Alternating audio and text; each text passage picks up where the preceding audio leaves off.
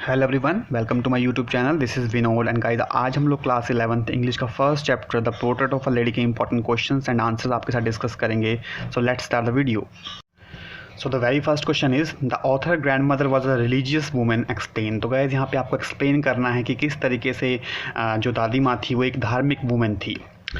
The author grandmother was a religious women with kind heart. तो जो author की जो दादी माँ थी वो एक रिलीजियस यानी धार्मिक लेडी तो थी ही, साथ में वो दयालु दिल की औरत भी थी।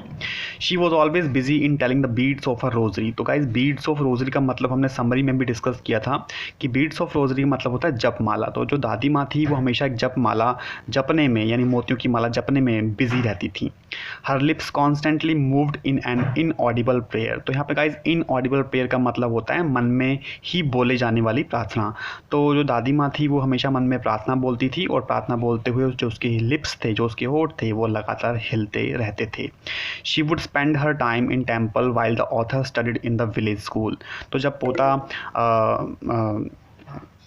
स्कूल जाया करता था पढ़ने, गांव के स्कूल में पढ़ने जाया करता था, तो स्कूल के बगल में जो टेम्पल था वहाँ पर दादी माँ अपना बहुत सारा वक्त गुजार दिया करती थी। So guys all these things clearly show that grand mother was a religious lady. Next question. Describe the three phases of author relationship with the grandmother before he left the country to study abroad. So guys, author के study करने के लिए abroad जाने से पहले उनकी जो grand mother थी उनके साथ जो उनकी दोस्ती थी उसके 3 पड़ाव जो बीच में आए थे, आपको उनका वर्णन करना है, उसके बारे में आपको डिस्क्राइब करना है।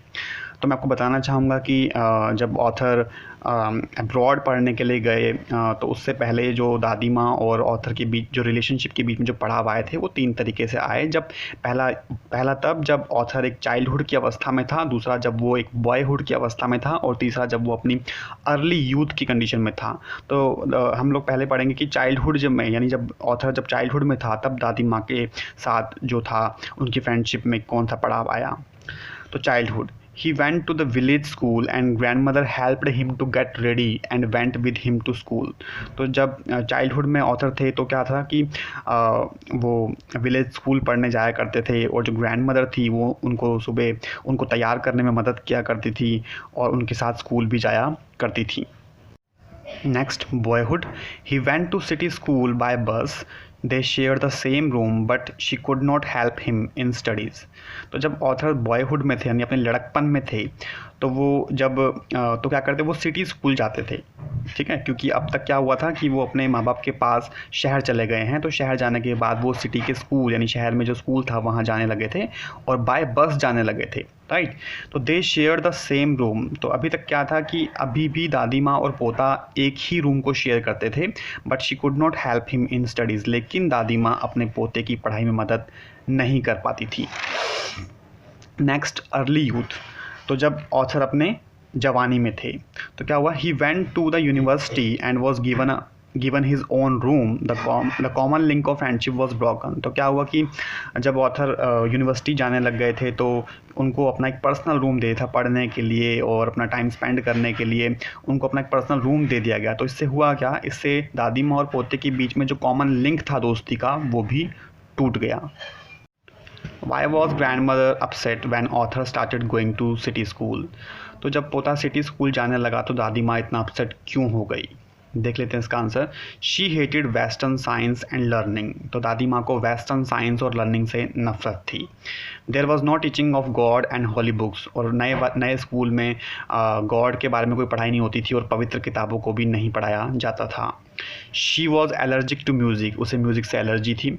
She thought music was not meant for decent people. उसका सोचना ये था कि जो म्यूज़िक होता है वो अच्छे लोगों के सीखने का काम नहीं होता। समरी में भी हमने डिस्कस किया था गाइस कि दादी माँ का ये सोचना था कि जो म्यूज़िक होता है वो बैगर्स और प्रोस्टिट्यूट्स के सीखने का काम होता है।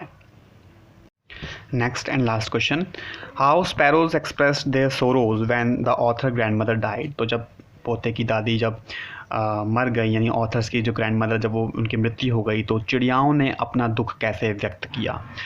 तो thousand of sparrows sat silently surrounding the dead body of the grandmother. हजारों चिड़ियाएँ दादी माँ की बॉडी के चारों तरफ चुप्पी साध कर बैठ गईं। दे वर नो चिर्पिंग, उनमें से कोई भी चिड़िया चहचहा नहीं रही थी। Author's grandmother threw crumbs of breads to them, तो जो खुशवंत सिंह की जो माँ थी उन्होंने कुछ ब्रेड के टुकड़े उनको डाले, but they took no notice to them, लेकिन उन चिड़ियाओं ने उनकी तरफ कोई ध्यान नहीं दिया। When the dead body was carried away, जब दादी माँ की बॉडी को लेकर जाया गया, all the sparrows flu away silently, सभी चिड़ियाएँ चुपचाप उड़ गई।